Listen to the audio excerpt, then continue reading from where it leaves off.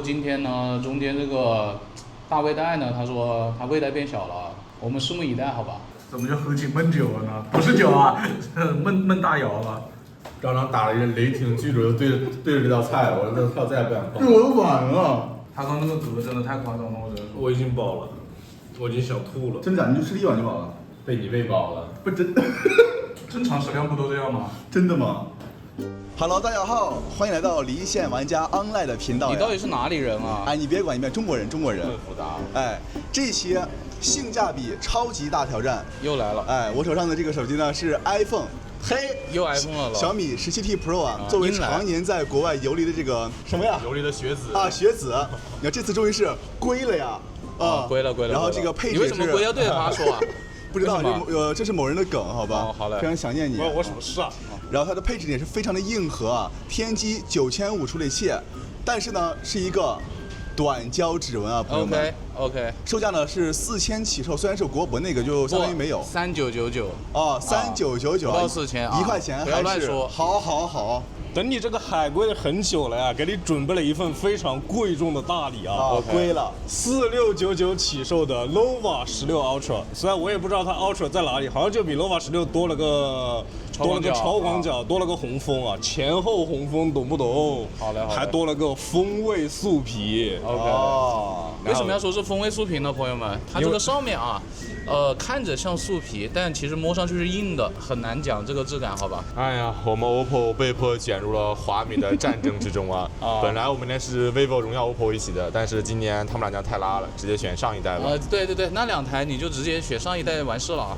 天玑9500S 处理器，7000的电池，同样也是短焦指纹。现在4000块钱只能买到短焦指纹了吗？就连超声波都买不到了。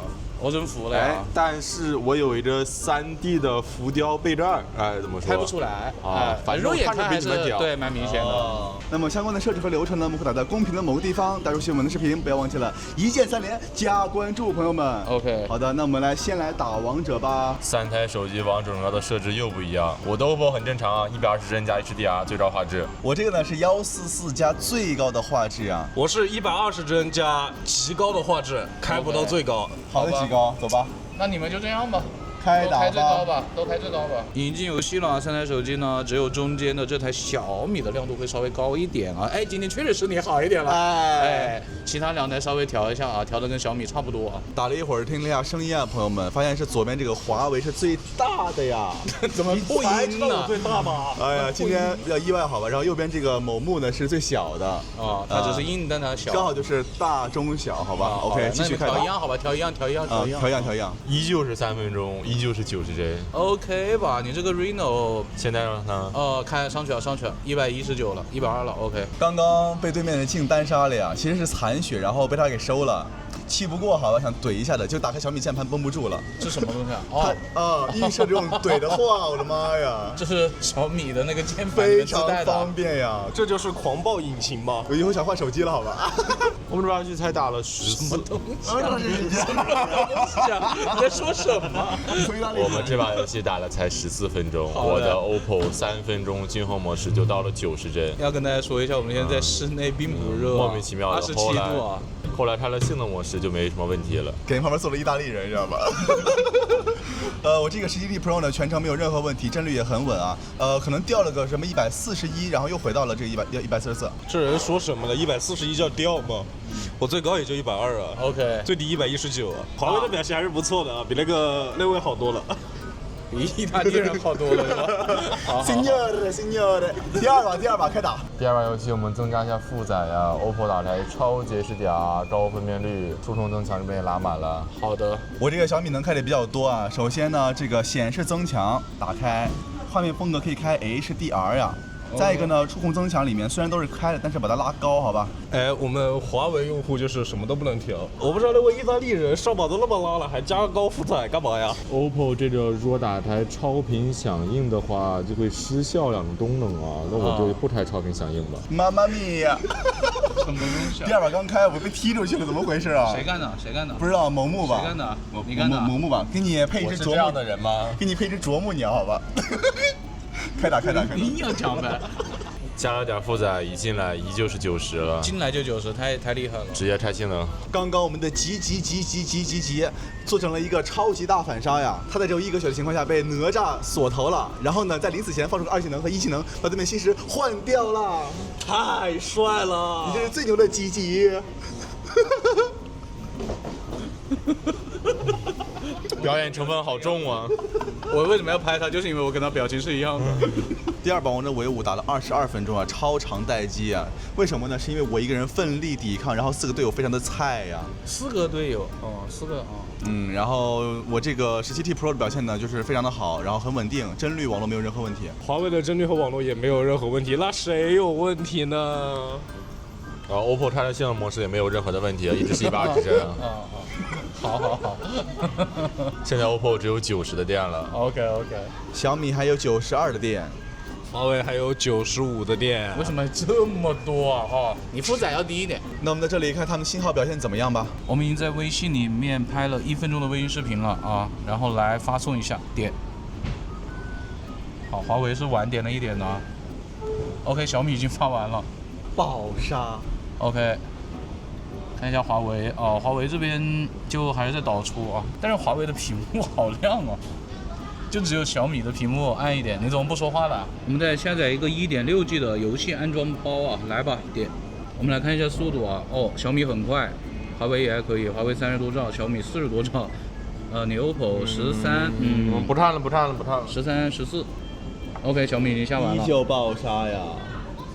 华为也快了。好的，华为已经下完了，看OPPO会不会变快？并没有变快。结束吧。14兆，你就14兆了。又有人要说了，哎呀，又不公平了，他们的浏览器限速又是我们的问题了，哎呀，我真服了。我们现在3台手机在用电信卡打电话，联通卡上网来刷抖音吧。别忘了帮我点赞哦。帮你点赞这个，谢谢你，你真好人。感觉慢刷没有什么问题啊，那我们再加速一点。你在这边疯狂点赞呢，你这考验我的手速。哎，小米加载的比较久啊，刚才也加载了一下呀。OPPO 有一些加载情况，感觉华为还是 OK 的。那我们再最快吧。小米这个感觉好卡呀。对。哎，华为刚刚也加载了一下。小米这个卡是感觉它没有144，或者说没有高刷那种啊。对。可能软件里面它限制了，就这个没有很大的区别了，就都表现的平平吧。我们现在3台手机在用联通卡打电话，电信卡上网。你这个左边这个是什么雷霆位置啊？不知道啊，我服了呀！你看 OPPO 卡住了 ，OPPO， 你看全都是停着的。哎呀，OPPO 不太行，真不太行啊！小米的话就感觉也是跟联通差不多啊，这个速度已经开始加载了。好吧，那么在最快。感觉小米就不是很跟手，它已经加载不过来了。华为感觉是比较好的。在这个室内体验完3台手机的网速了，接下来就要去他最爱的食堂，你最爱的食堂了，你最爱了，走吧，再见，朋友们，再见了。好，那么下期视频见。好的，我们已经进入到这个信号非常长的厕所了。右边的华为是没有环境色的，中间小米有，但是不怎么明显。最左边的 OPPO 环境色会明显一点。现在我们用联通卡打一下电话，点。都通了。都很快。现在进入到微信里面了，我们先来发送一个表情包吧。点。华为发出去了。剩下另外2台也发出来了。但是华为没有收到，华为最慢着。现在3台手机都上新的内容了，然后再重新刷新一下吧。送。华为是会慢一点啊。我们现在进入抖音里面了呀，就是右边的华为没有收到新的内容呀。我们其他2台再刷一下吧。这个 OPPO 还很流畅啊。找着评论区试一下吧，点。今天小米先出来了。还是小米强一些。现在是华为。华为这个评论区有可能是之前视频的，因为它视频一直没有刷出新的视频。OPPO 这边提示说给你开了一个网络加速啊。我们现在用电信卡来打个电话呀。点。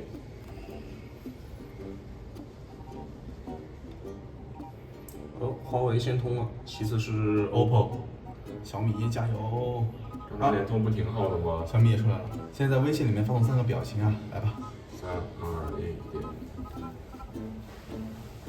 华为最快，然后左边的 OPPO、小米，没反应啊，小米。既没发出去也没收到。小米发出来，但是没有收到呀。中间这边小米的屏幕太暗了，我们让它重新插入自动亮度，它还是比另外2个明显暗一些啊。现在3台手机、微博都载出新的内容了，我们同时再刷一下吧。送。华为稍慢一点，再来一次啊！3、2、1，送。确实是华为会稍慢一点点。我们现在进入了抖音里面了，就中间的小米有新的内容呀，两边的 OPPO 跟华为没有新的内容。但是小米也加载不出来，让 OPPO 提示网络不佳了。对，小米再刷刷看吧。华为好像只是加载出图片了，没有东西。OPPO 出来了，华为现在也加载出新的东西了，那我们3台手机都重新刷一下吧。这还点赞？华为又不行了 ，OPPO 也不行了，只剩小米了。那我们3台手机点下评论区看一下吧。3、2、1，点。小米不行了，另外2台都有了。刚从思康的食堂里面出来啊。你的食堂？你的。3台手机呢，在联通卡打电话的时候表现都差不多，然后电信卡打电话的时候，小米的那个接通时间会稍微慢一点。信息流的话 ，OPPO 跟小米的表现都是差不多的，然后华为的整体，不管是联通还是电信的信息流都会刷新比另外2台要慢一些。OK， 怎么还吃上了呀？认吃。哎，太好了，谢谢你。现在这些车库用微信扫一下墙上的二维码，都是4G 网络，微信1米，来吧。差不多吧，现在离那个二维码大概有4到5米的样子，来吧。经典没有反应，感觉好像小米有在放大啊，往前走点吧。OK，OPPO 扫出来了，小米扫出来了，华为也扫出来了，但它比较慢一点。到这个很暗的地方来扫一下1米，华为非常快啊，现在是3米左右。这一下华为就稍微慢一点了。现在是中午的12点06分，我们已经用了1小时12分钟的手机了。但是这个时间呢，3台都是没有记录桌面的，所以我们后面会加个10分钟左右的桌面时间啊。现在我的华为还有90%的电，小米还有87%的电。OPPO 只有84的电了，接下来我们就要导航去我们中午真正吃饭的地方了。他吃过了呀，对，你不需要了，你才吃过了，他吃过了呀。准备开始导航了，看了一下起点位置啊，只有这个小米是最对的呀。对，中间这个啊。然后呢，华为呢是在马路对面，就不太对了，点太远了。但是 OPPO 呢是在马路这一侧，但是它位置不够小米这么精确啊。开始走吧。看一下亮度，现在没有太阳直射，好像是左边的这一台最暗啊。你是啥来着？最暗了，OPPO 怎么最暗了？你 OPPO 最暗很奇怪吗？你 OPPO 的户外亮度不都一直这样吗？重新拆装了一下，还是这么暗，但是可以拉高啊，要不拉高吗？等一下到亮的地方再拉一下吧，好吧？那还是自动吧。现在先自动吧。我们刚刚仔细看了一下导航的路线啊，是让我们往前面走，但是它也不一定对吧？好吧，我们往后走。反正你是对的呗。就跟你走好吧，每次又绕远路，对吧？沿着我走的正确的路，它切换了路线。只有 OPPO 切换了呀，朋友们，小米没有切换，华为就更不说了，华为还是对面吧。华为已经到马路这边来了，但是呢，它的路线还是往回的。我们现在这个太阳时有15度，但是我已经打上伞了，我会全程把手机放在伞外面的。我其实也有伞。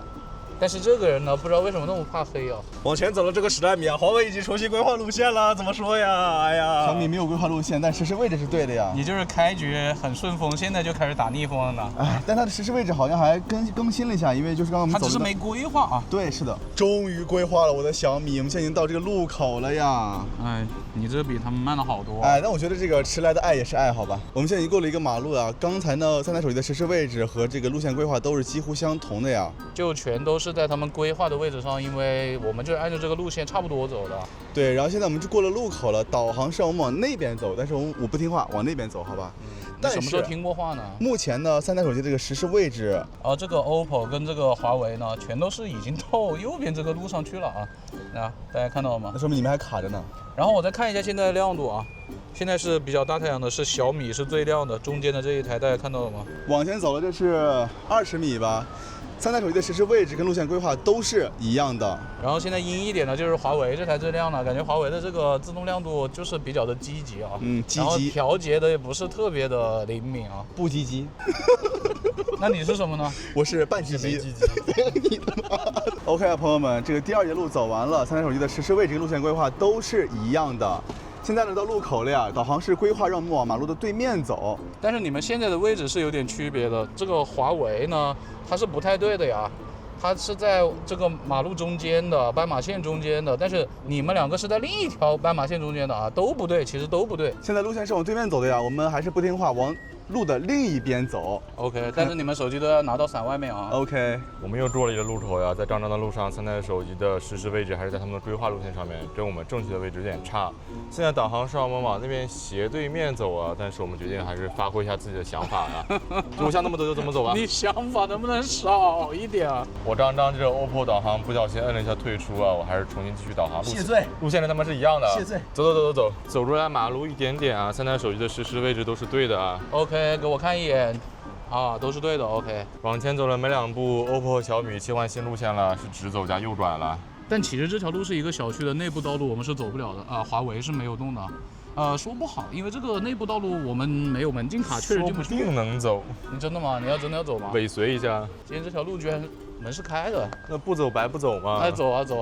刚刚尾随樱木进这个小区啊，华为就规划了一条往回走的路线。但是樱木大师曾经说过，不能走回头路，所以我们继续往前走。我没有说过呀。樱木大师刚讲完往前走了这个几米啊，华为也有切换了往前的路线，他终于懂我的意思了。那你们现在开始刷美团吧。看来是人机合一了呀，我被热傻了，这小米也被热傻了。刚刚点到美团里面看美食了，结果小米下载不出来，我傻了。哎，什么意思呢？这他是知道你刚刚已经吃了一顿了，不给你看美食。对啊，已经。那 OPPO 没问题啊，华为虽然没有悬浮窗，但也没问题啊。我再重新点看看。你这个怎么就卡住了呢？OK 啊，好了。哦，有点慢啊，都是进去了。跟大家说一下，我们这条路走了大概2分钟吧，这个 OPPO 已经锁60了，就是这个太阳出了才1分钟的样子啊。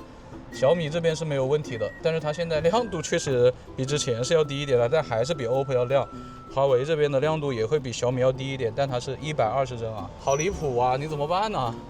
我能怎么办呢？哦，亮度还是得拉，把亮度拉了一下。来拉一下。哦，亮度拉起来感觉还可以啊。那你岂不是更卡了？啊，好卡呀！你看它现在就60啊。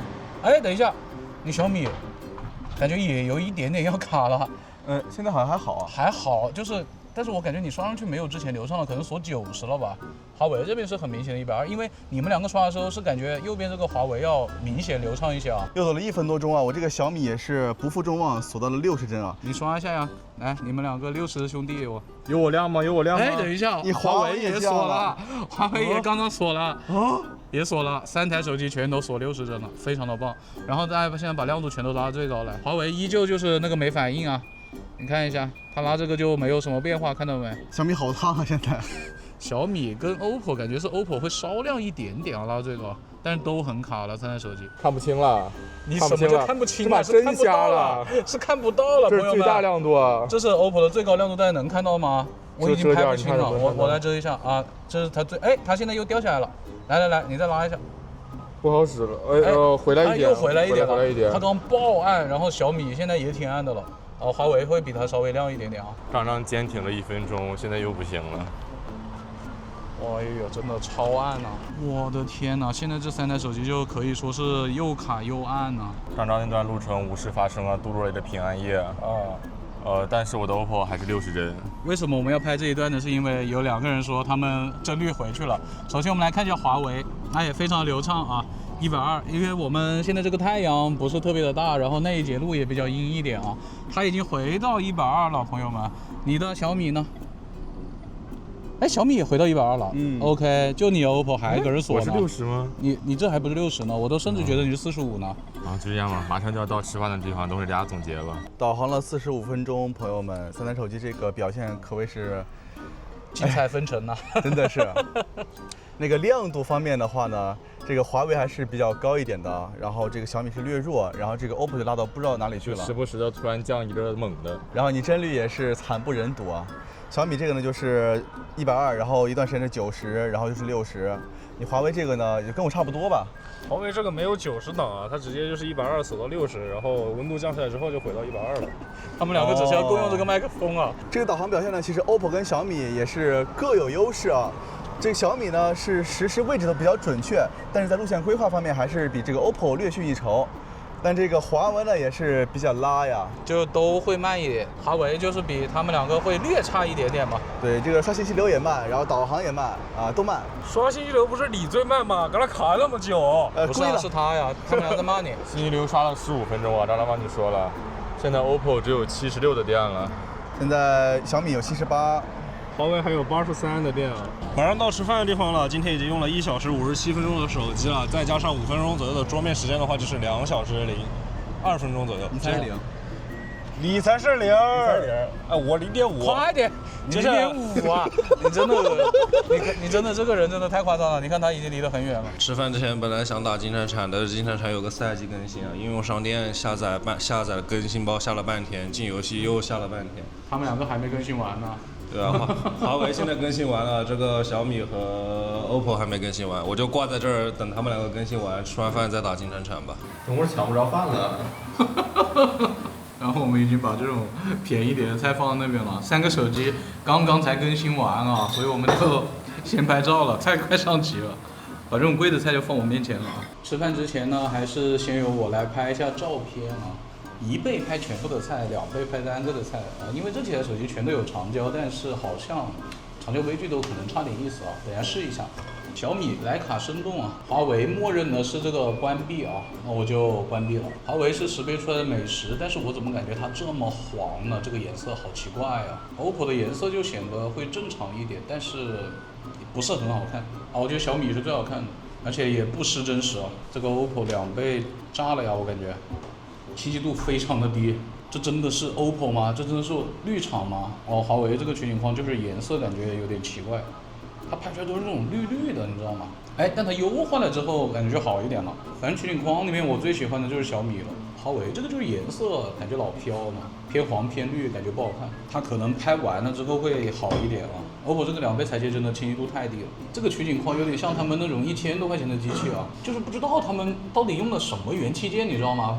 这是 OPPO 的2倍啊，你自己看看这对吗？这个颜色这对吗？哦，是不大对劲儿。这太奇怪了吧？它成品也是肉眼可见的差呀。你看小米这个颜色是不是正常多了？哦，讨喜多了。是好看些吧？我现在用华为的这个长焦啊，在拍这个香干这一碗，这个位置差不多就是最近对焦距离了。小米大概就是这个位置。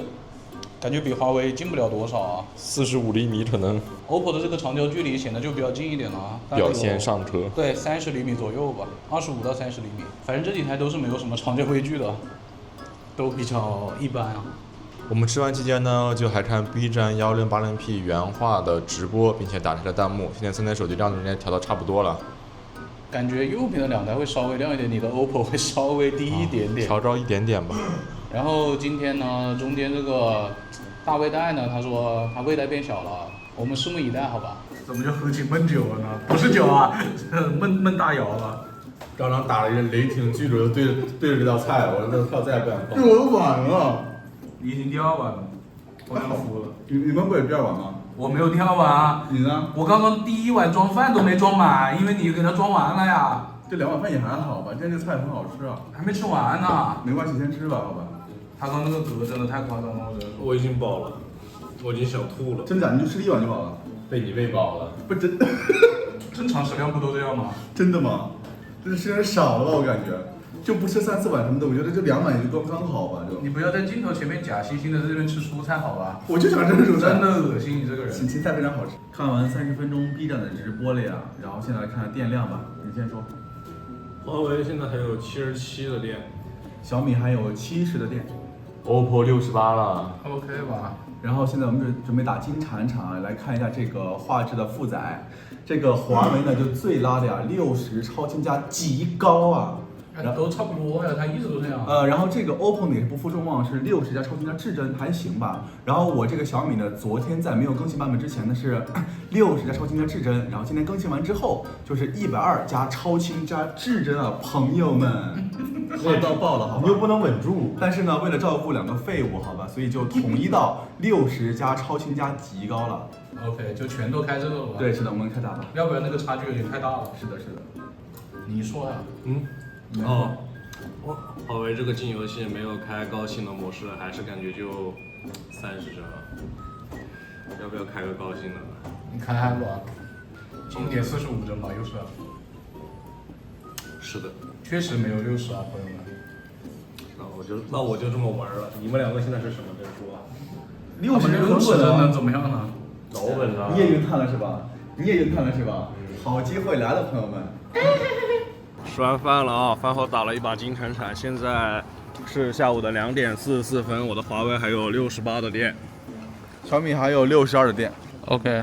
OPPO 还有60的电，我们打的是35分钟金铲铲，现在准备拍照拍视频了。现在是35度啊，非常的热。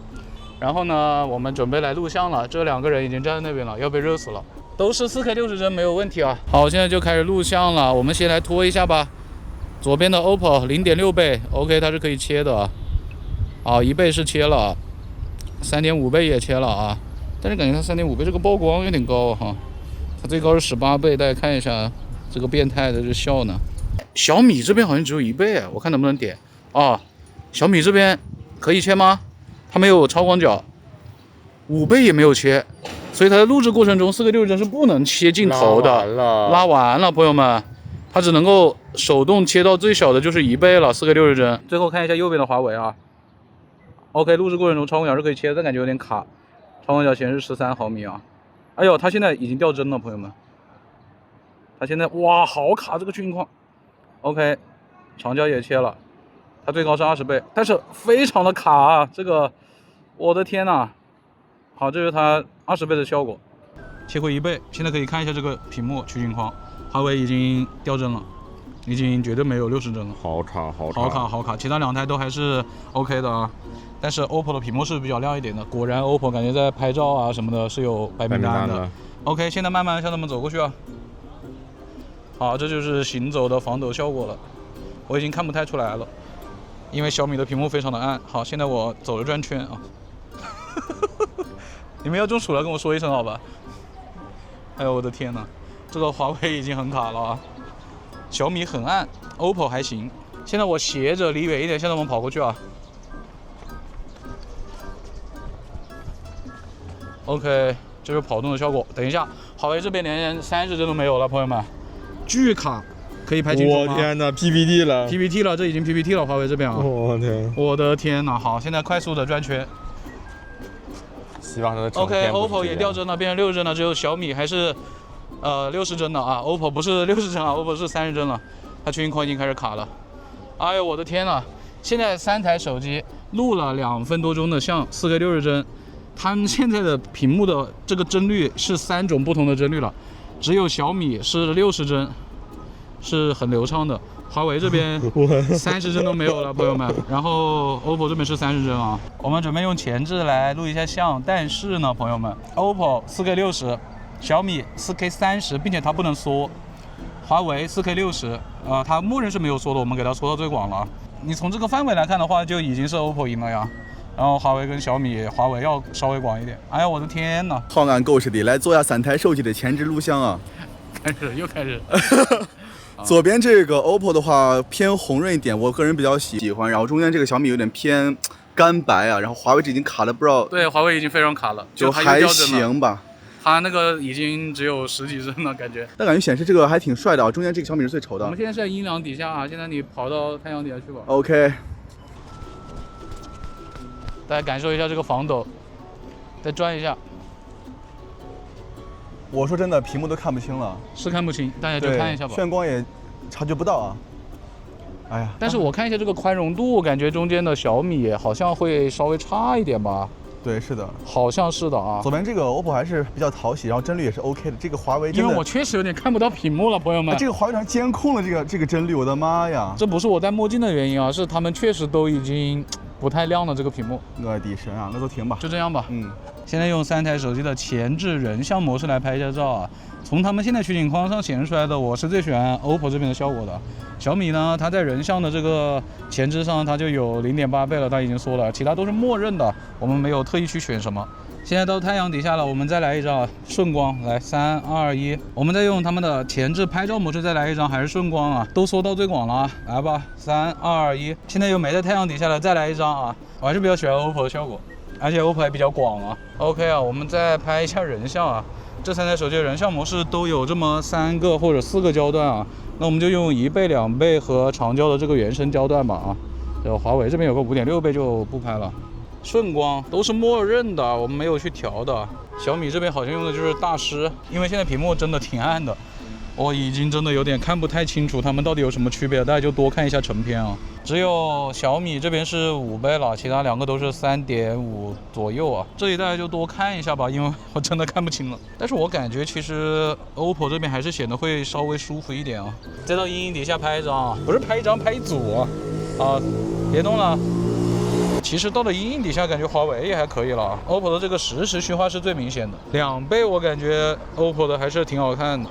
华为这个取景框里面看就感觉那个颜色有点怪怪的，不知道该怎么说啊，就拍你了，赶紧收一下肚子啊！这么拍的像那种是什么？你是要做那种微信头像吗 ？AAA 开头的。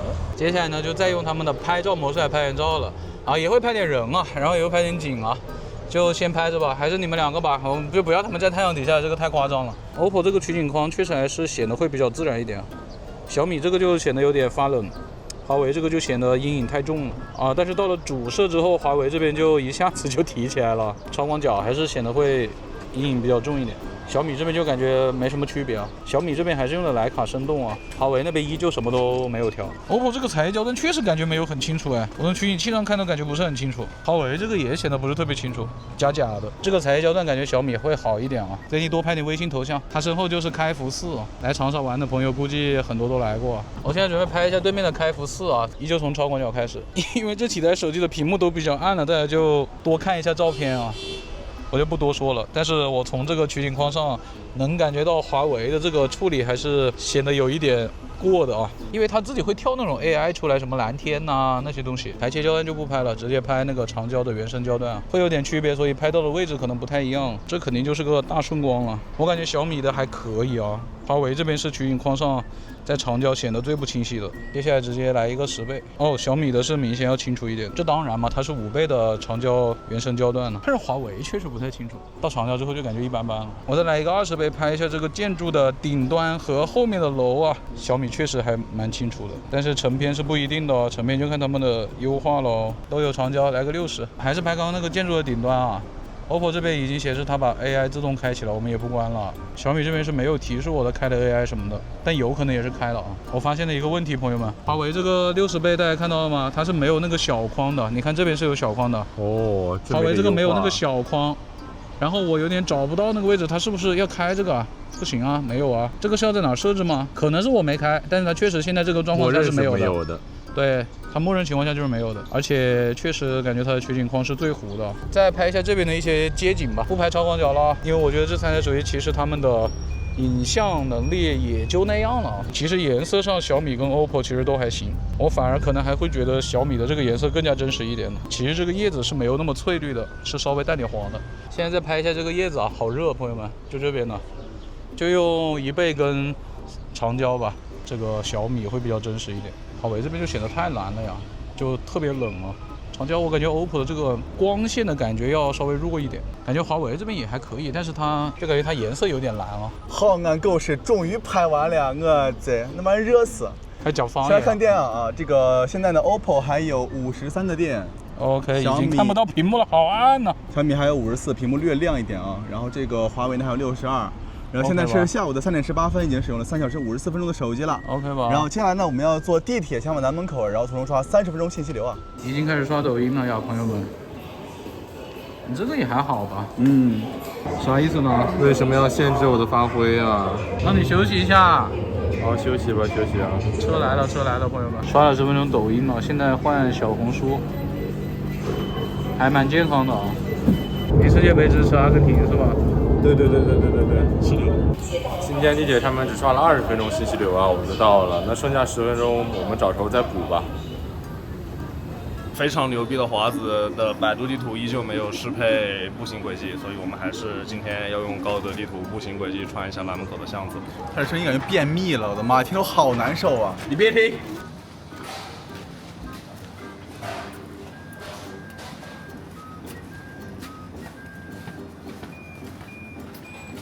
哎，不说话。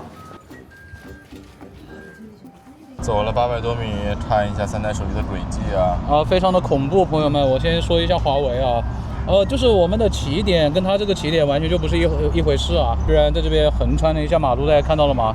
非常的夸张啊，这个起点。小米的这个是比较正确的啊，然后呢 ，OPPO 这个怎么说呢？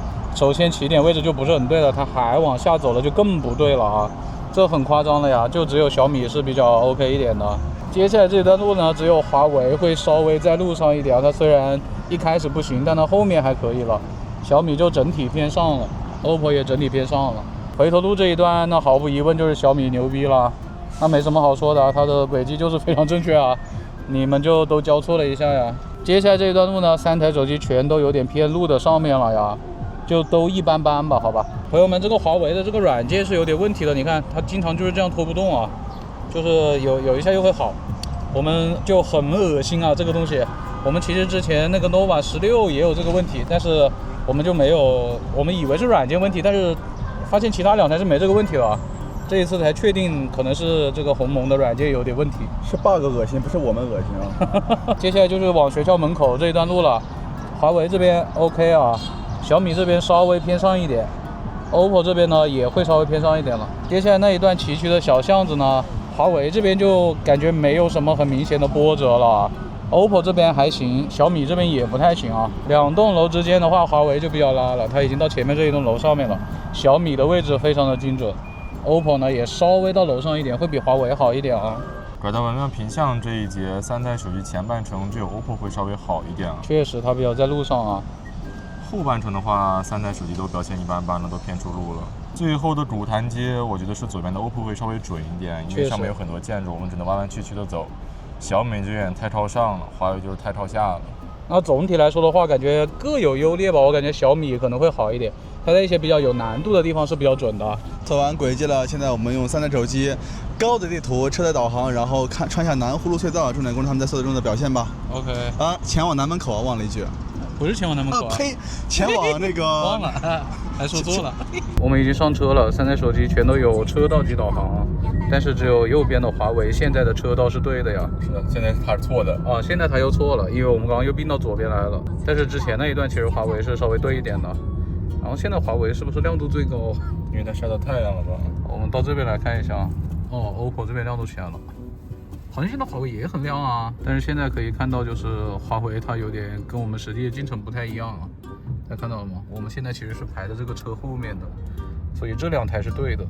华为这个已经要拐过去了。好，就看一下这个左转吧。我们现在刚准备转，你看华为在这边已经等了很久了。华为车道还是错的哦，跟上我们的进度了。它就一直在等嘛。OK， 这个左转倒是没有很大的问题啊。我们即将右拐就要进入到隧道了。刚刚这整个一段的话，华为呢只有一开始的车道会稍微准一点，它后面都一般般了啊。其他2台都还可以，小米算是比较灵敏的。现在我们正在右拐，准备要进入到隧道了。我们到左侧车道了。OK。哦，华为的车道竟然对了。哦，华为车道转过来了，大家看到吗？但是华为现在也到右边去了。感觉华为的进度现在有点落后啊。我们刚刚进入到这个弧线行驶了。OK， 其他2台手机 OK， 但华为的话就感觉落后了，但它又车道又对了。好奇怪呀。有点怪异啊。我们现在马上就要进入到岔路口了。大家看一下岔路口在前面啊。哇，小米提前了，小米提前了 ，OPPO 也提前了。哇，小米提前更多了。哇 ，OK， 我们刚进来。华为就还在弧线，完全不动了，看到吗？448米，就2台快了，华为慢了。哦，华为跳了一下，好像还在弧线。我以为它跳过来了。448，怎么现在483了？不知道。537，开倒车啊！开倒车了。我的妈呀！我看华为这边什么时候跳坑，华为一直在往后走。哦，小米的进度章变了一下，大变了一下。哦，左边 OPPO 也大变了一下。华为黑，华为黑。OK， 我们已经汇入到主路了。华为终于过来了。唉，那华为毫无疑问是比较拉的了啊，其他2台就大差不差吧，稍快了一点，也不算特别好了。你看为什么要奖励他呀？奖励什么？你看我奖励你吗？你看他这人，你拿个电风扇搁这吹啥呢？啊，你看他一直在那边憋不住要笑的，我真服了呀。这个牧师给我们4个人都吹一下，吹得特别爽。已经到后湖这块了，现在华为还剩54的电。哪里？华为在哪里？哦，华为在这里这里啊，54的电，OK。小米还剩46的电，哎，OPPO 45。但你 OPPO 是不是有点暗了？哦，现在确实有点暗了。接下来我们就用支付宝扫一下中场单车的二维码吧。来，小米好像是最快、最慢进去的，最快的应该是左边的 OPPO。我们再扫一下奶茶店门口的这个二维码，来吧。哦，右边的华为是最快的。OK 吧，差也差不太多。我们已经到这个信号比较抽象的哦，今天是茶百道啊，是因为樱木一直想喝茶百道啊，今天正好这里没人，我们就来这个茶百道。3台手机全都是5GA 或者5A 的网啊，点。网速还挺快的。好，看一下，华为肯定这一节是在导出的，其他2台没有导出，最快的是小米。其次是 vivo， 啊不 OPPO， 讲错了。华为这个就现在开始发了，应该是发的速度其实还行，它就是之前导出了一节 ，OK， 它已经发完了。OK 啊，现在我们再继续下载一个330多或者350多，反正就同一个，但是显示不太一样的这么一个游戏安装包啊，来吧，点。我们来看一下，哎，中间的小米未知连接中，哇，华为非常快。OPPO 重试吗 ？OPPO 也是重试，哇，只有华为，哇，华为都要下完了。哎，小米还在连接，华为就要下完了，华为已经下完了。其他2台下载失败 ，OPPO 啊，小米还在连接中。我的天啊！这个 OPPO 完全没有动静啊！下载失败，连续3次了。小米这边也是连接中。5G 陷阱，朋友们。让 OPPO 跟小米重新下载一下吧。华为反正没什么问题啊，很快的。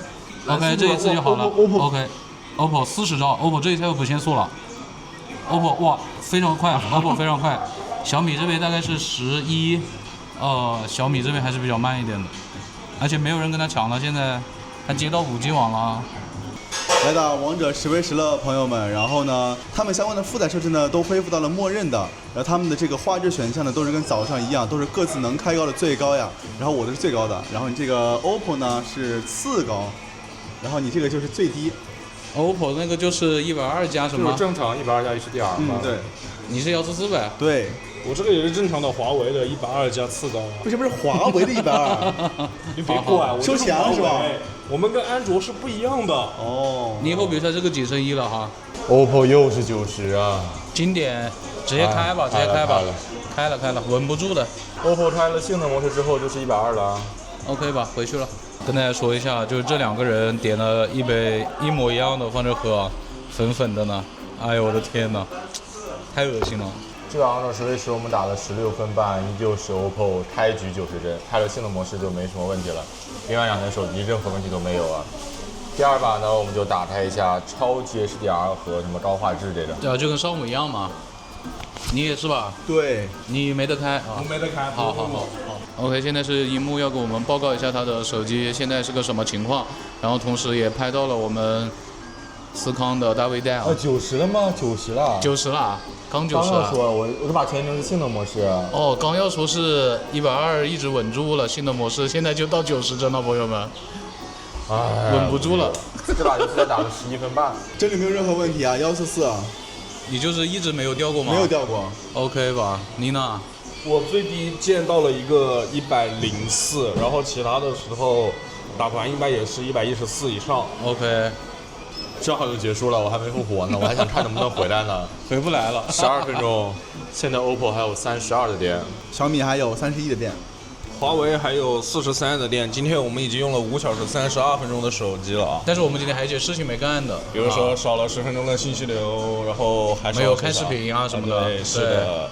现在3台手机已经开了差不多的亮度，在这边看视频了，然后它在疯狂的搅拌呢。看完20分钟 B 站的4K 6帧视频了呀，我们现在来这个刷信息流啊，因为刚地铁上呢有10分钟少刷了，所以我们继续刷10分钟的淘宝啊。刷完10分钟的淘宝了，家人们，今天我们已经用了6小时4分钟的手机了，但这个是没有桌面的。对，再加上15分钟的桌面时间的话，就是6小时20分钟左右，离我们的6个半小时还差大概10分钟，所以我们接下来再打一把王者荣耀。你这一口气是要说多少话呢？你还剩多少电？华为还是37%的电，这么多？刚刚那个人气儿走错地方了，从下面的气儿跑到上面来了啊！我这个欧跟米都是25了。那我们依旧负载拉满，我的 OPPO 依旧开启性能模式了。你为什么现在这么细啊？什么戏啊？就是你的镜头里面显得特别细，你知道吗？你怎么了呀，火柴人？嘎了！你这狗东西在旁边看着我死。不是啊，我走不过去，你就是只狗。我走不下去啊，这在减速了呀！我的妈呀！这把游戏打了接近13分钟 ，OPPO 开启了性能模式，没有任何问题。另外2台手机也没有任何问题啊，现在它还有19的电。Mito 19。华为还有33的电，今天我们已经用了6小时19分钟的手机了，加上15分钟的桌面时间的话，就是6小时35分钟左右。本来准备开始总结了呀，朋友们。这左想右想感觉不对，原来是少了一个微信视频通话，那把王者就不该打，好吧？没关系吧，继续打一下吧，好吧。3台手机都还真实啊，然后 OPPO 呢比较广，然后华为比较窄，但华为比较清楚 ，OPPO 就比华为要不清楚一点，但是小米是最糊的，中间这个小米可能你们看不太出来，但是比较糊的。OPPO 是广但清晰，华为是近，但是最清晰啊。其他的感觉就区别不大了吧，就是视野范围还是有很明显的区别的。然后是后置的话呢，依旧是 OPPO 最广啊，小米跟华为差不多了，但是小米就比华为要糊非常多啊。但是 OPPO 也没有那么糊啊，小米是最糊的，华为是最清楚的。补上了10分钟的微信视频通话，现在的亮屏时间加上桌面的话是6小时45分钟啊。华为还有30的电 ，OK。小米还有16的电 ，OK。OPPO 还有17的电。怎么讲话都这么有底气了呀？因为有人比你低了，对不对？对呀。那我们就给大家先总结一波吧。怎么说啊？就是觉得这个17T Pro 在我看来是一个算是轻库存的产品，但是它的表现不说中规中矩吧，也还可以。今天这个游戏的这个调度呢，我觉得是可以的，因为144我觉得我没有见它掉帧啊。毕竟也拉了这么高的负载了，然后包括在厕所里面以及早上的下载是不错的，但是在下午这个饮品店里面呢，因为这个信号感觉不怎么样啊，然后出现了这个下载失败的情况，说明什么呢？5G 陷阱中招了。对，可能上限比较高，下限就比较的一般了啊。导航方面，它的实时位置是相对来说是比较准确的，但路线的规划是没有 OPPO 那么的积极，但也还可以了。为什么旁边这2个人头一直是歪的呀？好奇怪哟，这2个人，大家都软了这俩。然后呢，在步行轨迹的时候呢，也是相对来说比较准确的呀，跟这个 OPPO 打的是天翻地覆啊，就跟我跟樱木一样，好吧？我没跟你天翻地覆啊。然后它今天亮度表现的呢，也就是小米一贯的一个水平，也是很一般，但帧率非常一般了，帧率还可以。其次是非常的烫啊，就像我一样。你还看他们2个是要干什么？然后考虑它这个3999的这个起售价呀，我觉得也是一言难尽吧。然后配上这个短焦指纹，我很难想象这是2026年年中能买到的这么美好的手机。总结就是它没有上一代，没有上一代，然后呢它是第1代啊。然后呢也是成功归了啊，不如买某90 Pro Max 好吧？好像那机器最近没货了。那不是我的事情。来吧，那小米都说清储存了，我这 OPPO 还能说什么？陶洋垃圾是吧？这个不演了是吧？演都不演了是吧？这个 Reno 16 Pro 我真说不出什么好话，它只有高德地图的步行导航表现尚可啊，其他的车载导航比我们实际进度偏快，步行主机记录表现我感觉也是中下游水平，尤其是它今天的屏幕亮度，我觉得非常的差。等一下，你为什么要吃这个手机？是要干什么？这个壳子非常的软啊，非常的好。你就喜欢吃软的是吧？那就不是我了。我们在用高德地图在后台刷美团的时候，它也是最快锁到60帧的，而且会突然一下把亮度降得很暗，然后恢复了之后又突然降得很暗。亮度依旧非常的保守，朋友们。不仅是亮度保守，它的性能也非常保守，在均衡模式5v5锁90，10v10，最后拆了性能模式，它也能锁到90。对对对，根本是坚持不住。这个9500S，我感觉印象中也没有这么垃圾、啊，对吧？我们上一次测的那个什么 Turbo 5 Max 好像没这么拉哈。它的近战产也没有适配好，现在也只有60帧最高，而且它浏览器下载速度也挺迷的，白天最高就10多兆，下午这里重新下载之后，居然能飙到40多兆。有人说绿厂一直浏览器就限速，哎，今天这一台上午好像限了，下午那个重新开呢，好像又没有限啊。实在想买的话，就买上一代吧，虽然我觉得上一代也不怎么样。我都怀疑你这个是不是换芯片了？就是虽然是9500S，实际体验下感觉都不如8 Gen 4，好吧？而且它还是一个短焦指纹。我只能说这一代你要不是特别喜欢这个什么3D 的这个外观呢、这个后盖的话，完全就买上一代吧，没问题的。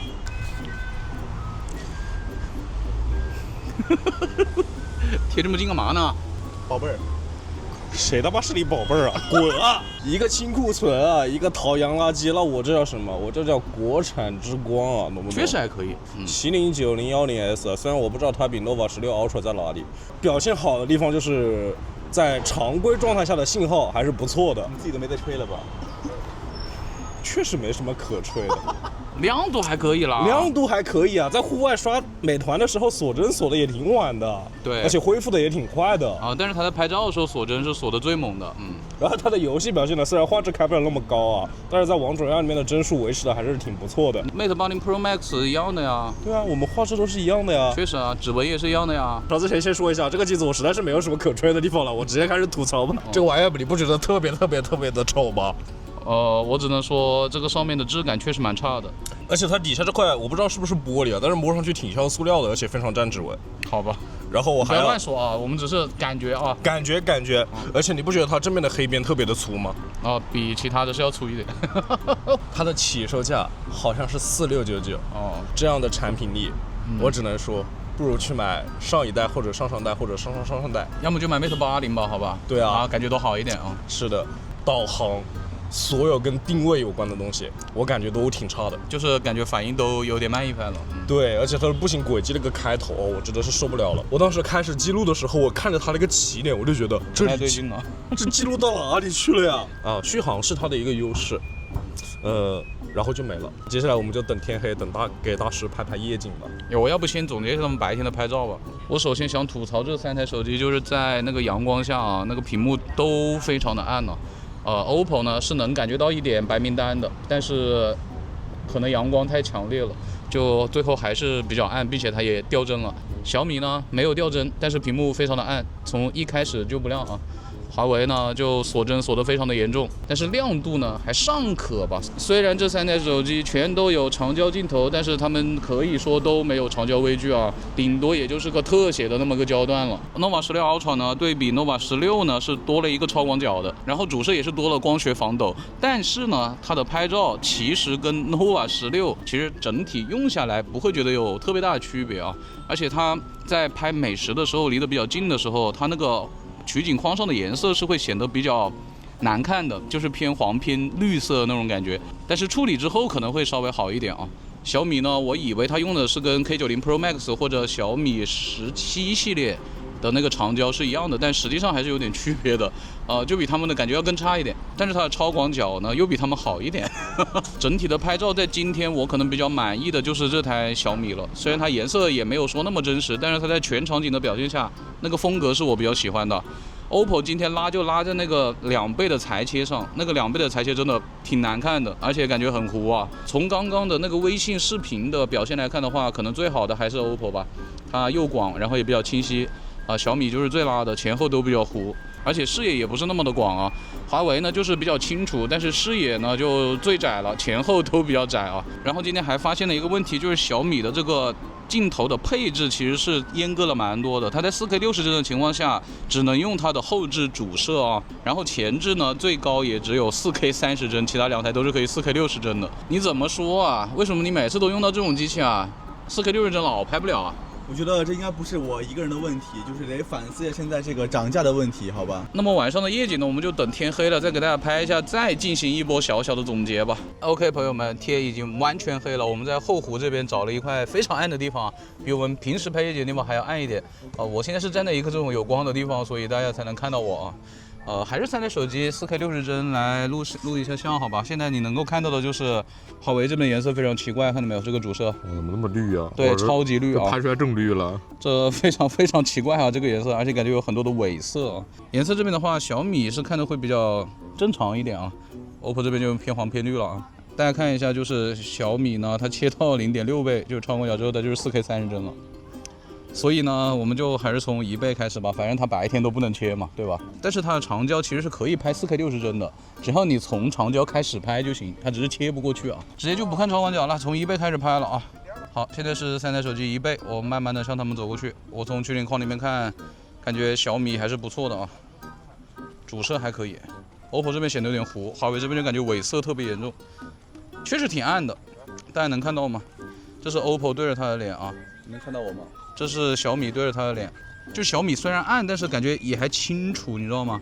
这是华为，哇，华为这个我感觉效果不行，就是它伪色，哎，那边有个灯打开了，可能就好一点啊。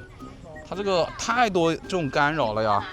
我现在想用长焦来拍一下它们啊 ，OPPO 应该是没有切的，大家看一下啊。我点1倍，然后点到3.5倍，它是没有一个明显切换镜头的，应该是切不出来的啊。然后小米是5倍是切了，但是非常的暗，看不到。华为这边也是颜色非常的诡异啊，我切到长焦之后，但他们都可以4K 60帧。我现在小录一段吧，可能拍的位置不太一样，因为焦段不一样啊。大家能够看到人吗？我都看不到。小米这边我隐隐约约能够看到人吧？大家就随便看一下，我走得很慢啊。这到底是啥呢？这是？好吧，就这样吧。3台手机反正就这么个效果了。然后华为这边一开录就是连60帧都没有的。那接下来呢，我就开始拍照了，就是用拍照模式，先拍一下人啊，然后再拍一下这边的风景。我觉得刚刚录像的这个情况大家应该也知道了，我也没什么好总结了吧，对吧？那接下来就大家看看照片就好了。小米这边我还是用的徕卡生动，但华为这边都依旧是关闭的啊。朋友们啊，刚刚试了一下，到长焦原生焦段的时候 ，OPPO 在这个光照环境下它是切不出来的，其他2台都可以切啊。但是我试了一下，它到10倍的时候是可以强制启用长焦的，那我就多拍一张10倍啊。OK 啊，朋友们，刚刚拍的第一组我已经绷不住了，就是他们的夜景的拍摄体验比旗舰机真的差太多了。然后呢，我就在这边随意的再拍一下这边的景吧。焦段的话大家就看吧，就大家可以通过那个光圈来看他们有没有切换到长焦啊，因为这个情况比较复杂，大家就通过水印的光圈来看一下啊。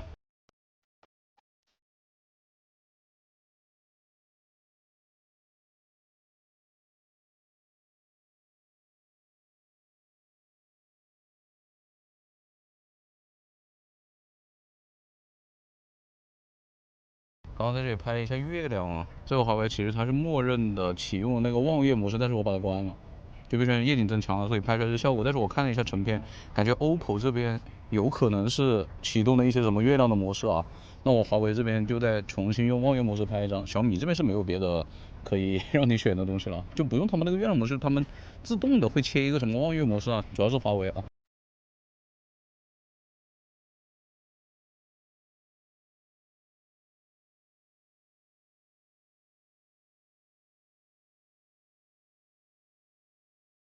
OK 啊，夜景拍完了。这个 OPPO 呢，几乎不掉长焦啊。我到一些稍微亮一点的地方它也不掉，它反正3.5倍它不切，它到10倍就会切。然后呢，其他2台还是切的蛮积极的啊。但是效果就一言难尽，大家就看照片好吧。反正那个长焦原生焦段几乎这个 OPPO 就是没有切过的，我很不满意啊。哟，可爱的大周周。经过大师的这个臭屁折磨啊，我们什么是臭屁结束折磨啊今天所有的行程了，好吧？这里非常美丽，在这里而且非常的暗啊。对，非常的暗。好了，那么以上就是本期视频的全部内容。大家注意我们的视频，不要忘记了一键3连加关注，更多电视视频请继续关注李健玩家。我们每天都声音好小，我们太多人有点多，每天都见。好，拜拜，好了，拜拜，好羞耻，这人好多。